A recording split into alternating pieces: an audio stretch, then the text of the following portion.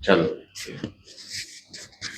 हाँ, तो मैं क्या बोल रहा था ना कि सेंटर ऑफ मास में अपन बहुत सारी चीजें चलते हैं, बहुत सारी चीजें करते हैं, और ना साथ में कोलिजन भी अपन यहां पढ़ते हैं। तो ना तुम लोग भी थोड़ा सा मतलब वैसे मत होना एकदम, थोड़ा सा अभी क्या बोलते हैं कॉन्शियस, तो मैं कॉन्शियस हो जाऊंगा। मतलब तुम ये समझो कि अपन इसको सिर्फ अपनी क्लास के लिए रिकॉर्ड कर रहे हैं, है ना। तो सेंटर ऑफ मास में अपन बहुत सारी चीज सीखेंगे जो फिजिक्स में एक्चुअली काम आती है। तो तुमने एक तो कंजर्वेशन ऑफ एनर्जी सीख लिया, देखो कंजर्वेशन ऑफ एनर्जी सीखा ना यार तुमने। क्या क्या थी इक्वेशन बताओ? Kinetic energy plus potential energy, इन दोनों को अपन इनिशियल और फाइनल बराबर कर देते थे। तो ये बहुत इंपॉर्टेंट कंसेप्ट है फिजिक्स के अंदर, है ना। तो ये आपने बहुत अच्छे से सीखा इस चीज को, और ये शायद अपन ने वर्क एनर्जी पावर में, अपन ने सर्कुलर में भी लगाया इसको बहुत अच्छे से, सही है ना, वर्टिकल सर्कुलर मोशन के अंदर। अब यहां पर ना अपन एक चीज सीखते हैं, कंजर्वेशन ऑफ लीनियर मोमेंटम या कंजर्वेशन ऑफ मोमेंटम, जो कि इंपॉर्टेंट होता है फिजिक्स के बहुत सारे क्वेश्चंस करने के अंदर। ठीक है, चलो तो स्टार्टिंग करते हैं सेंटर ऑफ मास से। नाम से समझ में आ रहा है कि भाई देखो, अगर कोई पॉइंट है बेटा, कोई पॉइंट मास है, अगर कोई पॉइंट है तब तो कोई दिक्कत ही नहीं, तब तो सेंटर ऑफ मास की कोई जरूरत ही नहीं है, क्योंकि ये मास खुद ही एक सेंटर है या पॉइंट है, सही है।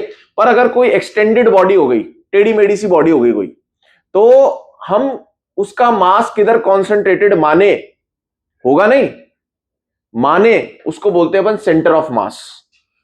मानना किसके लिए? देखो, अगर मैं बोलता हूं, मान लो कि अगर मैं इस चीज को फेंकूं, तो आप क्या बोलोगे कि सर ये तो प्रोजेक्टाइल मोशन करना चाहिए, क्योंकि हमने पढ़ा था क्या कि फोर्स लगेगा mg, और हमने वेलोसिटी दी ऐसे, तो सर ये तो ऐसे घूमेगा, सही है।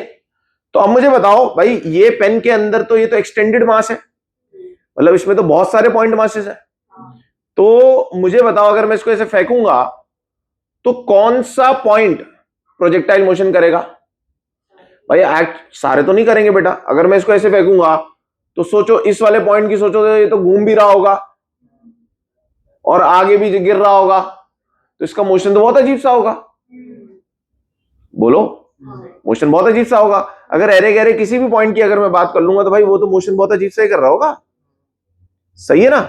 तो कौन सा पॉइंट पे मैं मानूं कि भाई फोर्स लग रहा है, ये mg लग रहा है, सपोज टू बी एक्टिंग, वो point is centre of mass. मतलब मैं ये मान सकता हूं कि पूरा का पूरा फोर्स किस पॉइंट पे लग रहा है, उस सिर्फ एक पॉइंट पे। पॉइंट समझते हो? पॉइंट बहुत छोटा सा होता है ना, आप इतना सा मार दो, ये है पॉइंट, ये भी बहुत बड़ा बना दिया अपन ने। तो सारा का सारा फोर्स उस पॉइंट पे लगता हुआ मैं मान सकता हूं, that is called centre of mass.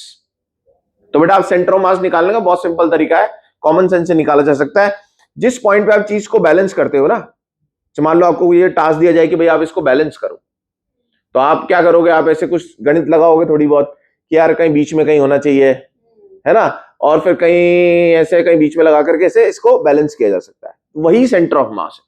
क्यों? क्योंकि mg वहीं पर ही लग रहा है और आपने उसी पॉइंट को बैलेंस कर दिया, तो टेढ़ा मेढ़ा नहीं हो रहा वो, सही है। अब जैसे मान लो इसका सेंटर ऑफ मास निकालना तो बहुत आसान है, क्योंकि ये सिमेट्रिक बॉडी है, तो सिमेट्रिक बॉडी का अपन लगा लेंगे यार हिसाब। हिसाब ये होना चाहिए भाई, मास यूनिफॉर्मली डिस्ट्रीब्यूटेड होना चाहिए। ऐसा नहीं कि जहां बैटरी वहां ज्यादा भारी हो गया, या जहां पर ऐसा, समझ रहे हो, बराबर से होगा। तो मैं बिल्कुल यहां लगाऊंगा और ऐसे ये कहीं ना कहीं बैलेंस हो जाएगा।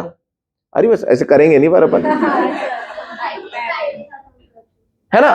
तो अच्छा मुझे बताओ, ये थोड़ी सी टेढ़ी मेढ़ी बॉडी हो गई, तो मुझे बताओ यार हिसाब से इधर की तरफ होना चाहिए सेंटर ऑफ मास। तो क्या मैं ये बोल सकता हूं सेंटर ऑफ मास वहां शिफ्ट होता है बॉडी का जहां पर हैवियर पार्ट ऑफ बॉडी होता है? समझ में आ रहा है? तो अब इसका सेंटर ऑफ मास अपन करीब करीब यहां निकाल लेंगे। तो सेंटर ऑफ मास कौन सा पॉइंट होता है बताओ? जहां पर मैं उस पूरी बॉडी का मास कॉन्सेंट्रेटेड मान सकता हूं। बताओ, क्या हर कंसेप्ट के लिए मैं ऐसा मान सकता हूं क्या कि वहां पर मास कॉन्सेंट्रेटेड है? Answer is no. पर मैं फोर्स के लिए ऐसा मान सकता हूं कि पूरा का पूरा फोर्स अगर एक पूरी बॉडी पे लग रहा है, तो मैं उसे कहां लगता हुआ मान सकता हूं? उसके सेंटर ऑफ मास पे, सही है ना। तो मैं आपको ना एक वीडियो भी दिखा देता हूं, तो आपको एक बहुत अच्छा आइडिया आएगा। उसके अंदर उन्होंने क्या किया है कि बहुत ना रैंडम शेप ये लो, भैया डिस्चार्ज हो रहा है अपने आप ये, तुमने प्लान ही फेल हो गया। चार्जर, पर मेरा चार्जर भी डिफरेंट है। यूरो का टैब, हाँ हाँ यूट्यूब वाला ही दिखाना मेरे को। ले आओ। तो ये ले आएगी ना बेटा, आपको तो सर दर्द हो रहा था ना, भूल गया। तो है ना, उसमें क्या दिखाया है कि है ना, रैंडम शेप बॉडीज को ऐसे फेंक दिया, ठीक है, हथौड़ा फेंक दिया, कोई प्लेट फेंक दी, कोई पेन फेंक दिया। तो अगर आप पूरी बॉडी को देख रहे हो ना, तो बहुत अजीब सा मोशन दिखाई दे रहा है। जैसे वो नहीं होता यार, वो ऐसे वो स्विमर होता है और फिर वो यूं कूदता है, वो यूं यूं गुलाटियां खाता है। तो अगर आप उसके पूरी बॉडी को देखोगे तो आपको समझ में नहीं आएगा यार ये हो क्या रहा है। और अगर आप सेंटर ऑफ मास को देखो तो सेंटर ऑफ मास बिल्कुल प्रोजेक्टाइल मोशन करेगा। तो उन्होंने क्या करा, मार्क कर दिया सेंटर ऑफ मास को ऐसा कुछ फ्लोरेसेंट कलर से, और अंधेरे के अंदर करके दिखाया, तो वो बिल्कुल ऐसा जा रहा है ईमानदारी से एकदम। कैसे? Projectile motion. वो देख करके थोड़ा सा आपको सही लगेगा। तो सेंटर ऑफ मास की डेफिनेशन लिख लेते हैं अपन, लिखो। Centre of mass is a point where whole mass of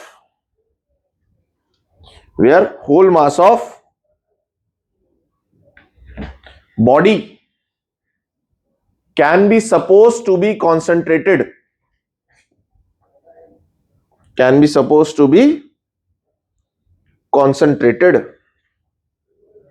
ठीक है। ये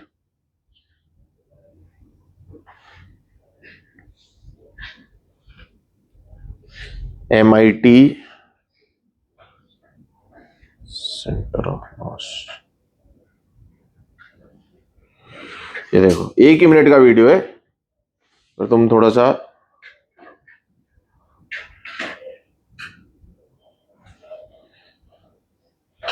देखो। पहले तो ये लाइट में कर रहे हैं काम, दिख पा रहा है क्या तुम्हें? पहले तो लाइट में कर रहे हैं, तो बहुत अजीब सा मोशन हो रहा है, समझ में नहीं आ रहा क्या हो रहा है क्या नहीं हो रहा है। दिख रहा है क्या तुम्हें? उधर दिख रहा है? तुम्हें इधर नहीं दिख रहा अभी?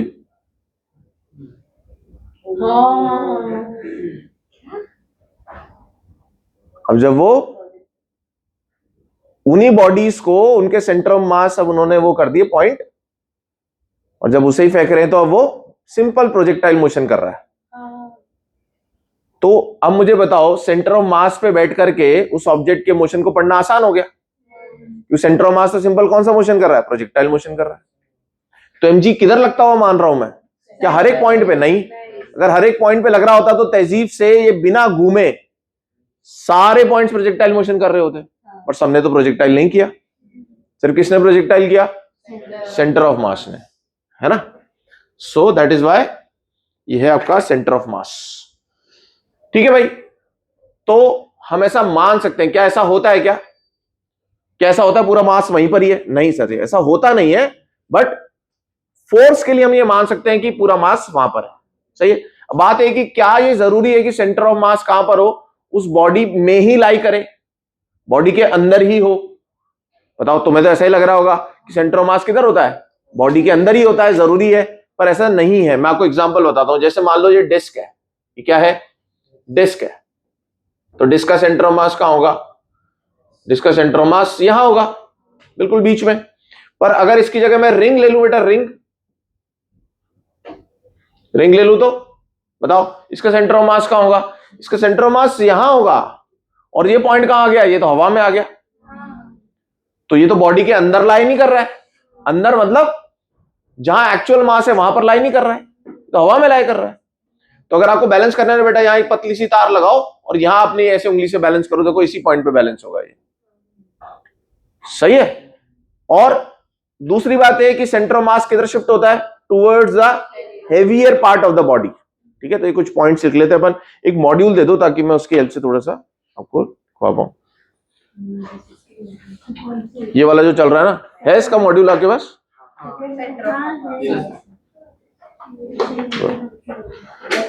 तो लिखिए बेटा, centre of mass can lie can lie inside और आउटसाइड ऑफ बॉडी.